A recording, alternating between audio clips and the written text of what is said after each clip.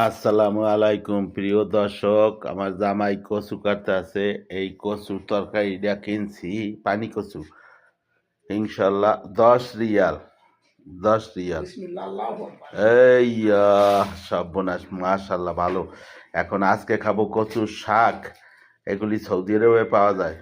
আজকে খাবো কচুর শাক, পরে খাবো কচু ইনশাল্লাহ। সবাই দাওয়াত রইল। কচু তরকারি আর এই যে কলম্বো মাছ আজকে এইটা হবে। জামাই কচু সৌদি আরব আগে খাইছো?